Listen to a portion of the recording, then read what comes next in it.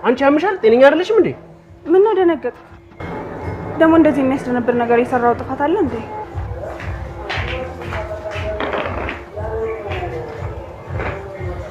ጥያቄን አልመለሽልኝም። እንደ ሞት ጥላ ከጀርባዬ ቆመሽ ምንድነው የምታደርጊው የነበረው? ያምሻል እያልኩሽ ነው። አዎ በጣም ያመኛል። በአንደኛው ህመሜ ላይ ህመም እየተጨመረብኝ በጣም ያመኛል። እና ይሄ ሁሉ ስራ ሰርተሽ እንዴት ነበር ጤነኛ መሆን ያማረሽ? ንገሪኝ እስኪ። የካሃዲ ሰው መጨረሻ ምን እንደሆነ ታውቂያለሽ? አለፍ ሲል ጨርቁን ጥሎ መንገድ ላይ ሲነውልል መሄድ፣ ከዛ ያለፈ ደግሞ የሚሰራው ስራ እያንዳንዱ ሲያስበረግገው ማየት። ቆይ ምን ፈልገሽ ነው ነገ የመጣሽው? ምን ቀረኝ ብለሽ ነው? እኔ እኮ ከሰራተኛዋ ጋር ተኝታል ብዬ ነበር። ለካ አንተ እዚህ መጠጥን እየጠጣህ ነው። እስኪ ለኔ ምዘዝልኝ። ምንድን ነው የምታወሪው? ምንድን ነው የቀባጥርሻለሽ? የምን ሰራተኛ ነው የምትይው? ምን ነው ጠጥተህ ገብተህ ከዛች ከኑሐሚን ከሚሏት ሰራተኛ ጋር መጋደምን ያልሰማው ነው እንዴ ይመስል? ግን እንዴት ብትወርድ ከሰራተኛ ጋር? ምን? ቆይ ማን ነው እንደዚህ ያደረገ ብሎ ይነገርሽ? ያቺ ኑሐሚን ናት? አይ አዎ።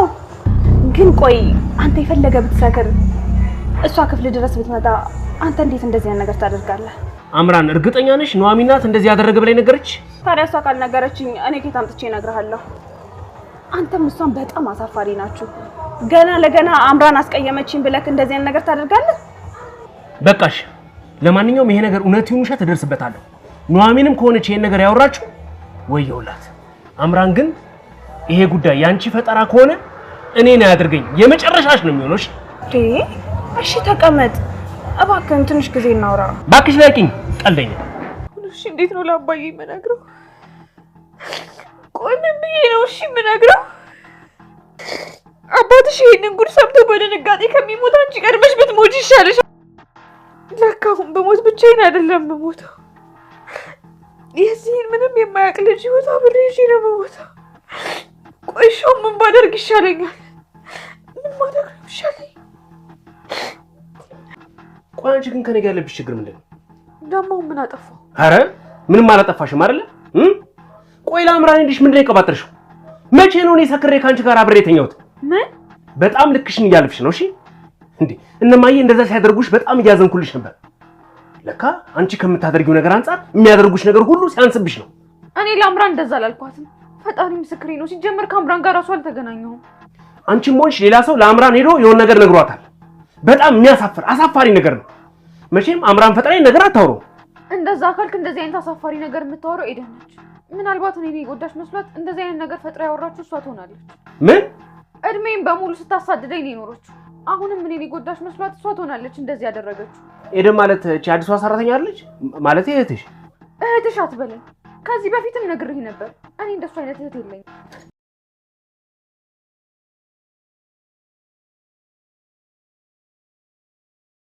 ኑሐሚን ከኤርሚ ማርገዟን ተከትሎ ለከፍተኛ ተስፋ መቁረጥ ተዳርጋለች። የአባዬ ምክር በወቅቱ ሰምቼ በነበር ለዚህ ባልተዳረኩኝ እያለች እራሷን በጸጸት አደንጋ እየገረፈች ትገኛለች።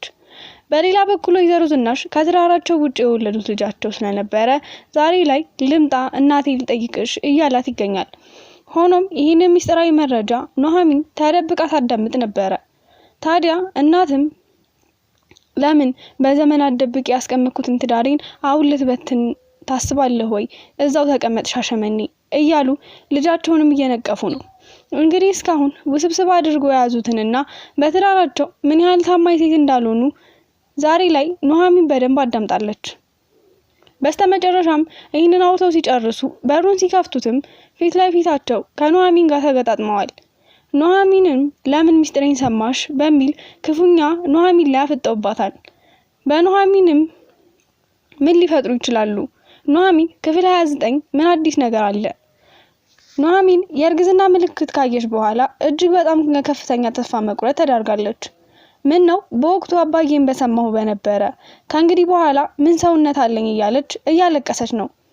በሌላ በኩል ኤደንና ኢምራን እያቀነባበረው ማለት ነው ከናሆም ጋር እንደተኛቸው አድርገው ለኤርሚም ነግረውታል። በሌላ በኩል ናሆም በኑሐሚን ላይ ያቀነባበሩትን ሴራ ማለትም ኑሐሚን ሰክሮ አብሮ ከኔ ጋር ተኝቷል ብላ እንዳወራችና ናሆም አብሯት እንዳደረ አድርገው እያወሩባትም ናሆም ሰምቶ ስለነበር አሁን ኑሐሚንን ውሸታምና አስመሳይ ሴት ነሽ፣ እንዴት ነው አንቺ ሰክሬ አብሬሽ ልተኛ የምችለው በማለት በጣም እየሰደባትና እየነቀፋት ይገኛል። ሆኖም ይሄ ኢምራንና የኤደን ሴራ መሆኑን ታረድቻለሁኝ፣ ለምን እነሱን ታምናቸዋለህ በማለት ኑሐሚን ልታስረዳው ብትሞክርም ናሆም ግን አሁን ላይ ሁላችሁም ማስመሳይና ከሃዲ ናችሁ በሚል በተለይ ኢምራን ከበደለችው በኋላ ለኑሐሚንም ፊት እየነሳት ይገኛል። በሌላ በኩል ይህንን ተንኮላቸውን ለኤርሚ ነግረውታል። ምክንያቱም በኤርሚ ፊትም ኑሐሚንን ማስጠላት ስለሚፈልጉ ይህንን ሴራ በመጎንጎንም አሁን ከናሆም ጋር እንደተኛች አድርገው ቢነግሩትም ይህንን የኤደንና የኢምራን ተንኮል ሊሆን ይችላል፣ በፍጹም እኔ እሷ ታደርገዋለች ብዬ አላምንም በማለት አልተቀበላቸውም። በስተመጨረሻ ይህንን ድርጊት ፈጽመሽዋል እንዴ በሚል ኑሐሚንን ጠይቋት ነበረ። ኑሐሚንን በእርግጥ በእኔ ህይወት ላይ ብዙ እንደሚፈታተኑኝ ያውቃለሁ፣ ይህንን ደግሞ ታደርገዋለች ብለህ ካሰብክም የራስ ጉዳይ፣ እኔ አንተን ማየት አልፈልግም፣ እንደውም አንተን ከተጠጋው በኋላ ህይወቴ ምስቅልቅል ብሏል በማለት እጅግ በጣም ተማራበትና የእሱን ፊልም ማየት እንደማትፈልግ ተናግራለች። ታዲያ በኤርሚ ፊት በእርግጥ ኑሐሚን ምን እንደሆነች በግልጽ የነገረው ነገር ባይኖርም እስከ መጨረሻው ድረስ እንደማይለያት እንደማይፈልግ በተደጋጋሚ እንደሚያፈቅራት በተለይ ደግሞ ከዛ ቤት ከገባበት ዋነኛ ምስጢራዊ ጉዳይ ኑሐሚን ፍለጋ እንደሆነ ይታወቃል። ታዲያ አሁን ላይ እንደውም እኔና አንቺ ፍቅረኛሞች እንደሆንን ኢምራን ልትናገር ነው፣ ይህን ነገር እንዴት ታየዋለሽ በማለት ጠይቋት እሷም አንድ ህይወት ተመሰቃቅሏል፣ ቢነገርም ባይነገርም ለደንታዋ እንዳልሆነ ገልጻለታለች። ከዚህ በኋላ ለከፍተኛ ተስፋ መቁረጥ እንደተዳረገችም ገልጻለታለች። ኢምራንም ናሆም ፊቱን አዞረባት። ከዛ በኋላ ወደዛ ቤት እየተመላለሰች ወይዘሮ ዝናሽና አቶ ላይኩን ለማስረዳት እየሞከረች ነው። ታዲያ ዛሬም ጊዜ ስጭኝና እውነታውን ልንገርሽ በማለት ወይዘሮ ዝናሽን እየተለማመጣቻት ነበረ። ወይዘሮ ዝናሽም በዚህ ሁኔታ አንቺ ልሰማሽ አልፈልግም፣ ሌላ ቦታ እንገናኝ በማለትም ሳይስማሙ ተለያይተዋል። ወይዘሮ ዝናሽ ቤት ድረስ በመምጣት ዝታብኛለች፣ ያቺ ኢምራን የምትባል አይኗንም ላያት አልፈልግም በማለት ለልጃቸው ነግረውታል። ይህንን ተከትሎ ናሆሚ የበለጠ በኢምራን ላይ ያመረረባት መጥቷል። ኢምራን ግን የሄደበት ሁሉ በመከታተል አሁንም እንደምትወደው እግሩ ስር ተደፍታ ይቅርታ ብትጠይቀውም ፊቱን ሊያዞርላት አልቻለም። ታዲያ ሁለታቸውም በኋላ ትውስታ መሰቃየታቸው ግን ቀጥለውበታል። በተለይ ናሆሚ ኢምራንን ሲተዋወቃት የነበረው ገጽታ እንዲሁም ኢምራንም ናሆሚን በምትተዋወቅበት ሰዓት በመጀመሪያ በፍቅር ሲለክፋት እና እንዲሁም የተገናኙበትን አጋጣሚ ወደ ኋላ በማስታወስም በእንባ እየታጠበች ነው። ይህንን ግጥምጥሞሽ ለናሆሚ ለማስረዳት ብትሞክርም ናሆሚ ግን ምንም አይነት ጊዜ እየሰጣት አይደለም። ምክንያቱም በጣም ከሃዲና ውሸታም ናት ብሎ ስለሚያስብ ኢምራንን በፍጹም ሊሰማት አልፈለገም። እንደውም ባይኔ ላይሽ አልፈልግም በማለት ገልጾላታል። በስተመጨረሻም ያረገዝኩት ጽንስ ያንተ እንደሆነ ምን ልታደርግ ነው በማለት አማራጭ ሰጥተዋለች። ታዲያ ናሆሚም ከዚህ በፊት ሲናገር እንደሰማ ነው እውነት ኢምራን ከኔ ካረገዘችልኝ እጅግ በጣም ደስ ይለኛል፣ እኔ ልጅ ወዳለው በማለት ምኞቱን የገለጸ ሲሆን አሁንም ኢምራን ያረገዘችው ጽንስ የሱ ከሆነ ደስተኛ ሆኖ እንደሚቀበላት ገልጾላታል። ሆኖም ልጁ እስኪወለድ ድረስ የዲኤንኤ ምርመራ መጠበቅ አይፈልግም እሱንም ተናግሯል። ማለትም ውጭ ሀገር ሄደንም ቢሆን የኔ መሆኑን ማረጋገጥ ፈልጋለሁ በማለት ገልጾላታል። ታዲያ አጣብቂኝ ውስጥ የገባችው ኢምራንም በእርግጥ በምርመራ ሂደቱ ፈቃደኛ ብትሆንም ያረገዘችው ጽንስ ግን የኤርሚ ስለሆነ ናሆም እውነት ምርመራውን ከገፋበትና ትክክለኛውን ነገር ካወቀ ኢምራን ከፍተኛ የሆነ ድባቴ እንደሚያጋጥማት ግልጽ ነው። ኑሐሚንም ከኤርሚ ነፍሰ ጡር መሆኗን ካረጋገጠች በኋላ እጅግ በጣም እያለቀሰችና በአባቷ የነገራትን ብትሰማ እጅግ ጥሩ እንደነበር እያሰበች ነው። አባቷም በምን ምክንያት እንደምታለቅስ ግራ ገብቶታል። ሆኖም አባዬ በወቅቱ የመከረኝን ነገር መስማት ነበረብኝ፣ ይህንን ባለማድረጌ ግን ከፍተኛ ጉዳት ተዳርጌያለሁ እያለች ራሷን እየጸጸተችና አሁንም የአባቷን ምክር ባለመስማቷ ለከፍተኛ ጉዳት እንደተዳረገች እየገለጸች ትገኛለች።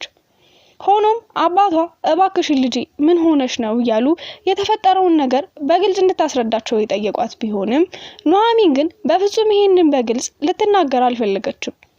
ሌላው የሚያስገርመው ነገር ቢኖር ኤደን ከዛ ቤት በሰራተኝነት ከተቀጠረችበት ሰዓት ጀምሮ ማስመሰል እንዳለባትና ኑሐሚንን ትክክለኛ እህት አድርጋ ለመቅረብ እየሞከረች ነው።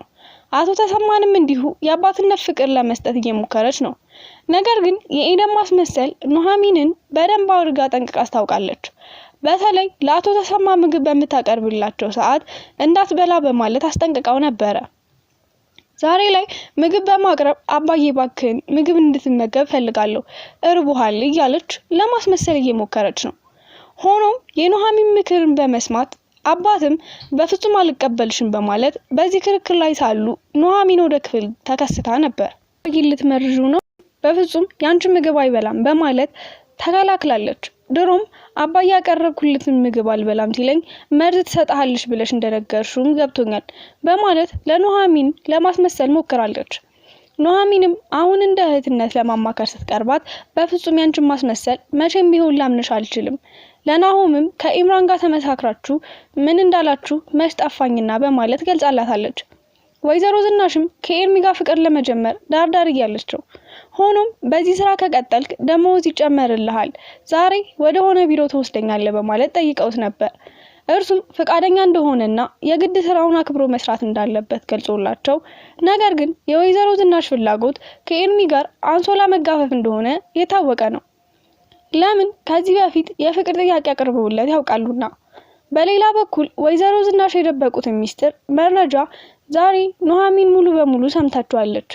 ምክንያቱም ከአቶ ለይኩን ውጭ የወለደችው ልጅ በሻሸመኔ ከተማ ውስጥ እንደሚኖርና ዛሬ ላይ እናቱ ስለናፈቀችው መቶ ሊጠይቃት እንደሚፈልግ እየጠየቀ ነው። ሆኖም እናት ግን ለዘመናት የደበቁትን ሚስጥር እዚህ መተ ትዳሬን ልትበትንብኝ ነው፣ እዛው ተቀመጥ እያሉ ልጃቸውን እየነቀፉት ይገኛሉ።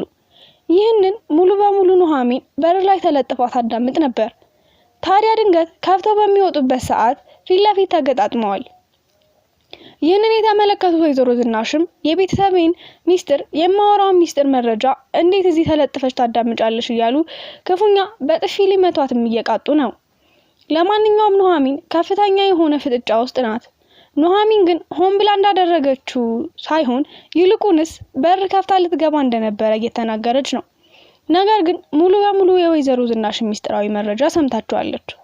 ታዲያ በሚቀጥለው ክፍልስ የኑሐሚን ፈተና እያበቃ ይሆን? በእርግዝናዋ ምናልባትም ከኤርሚ ጋር አብሮ የሚያስተሳስራቸው ነገር ይኖራል ወይስ ደግሞ እዛ ቤት የመጨረሻ የሚወጣበት ቀን ይፈጠር ይሆን?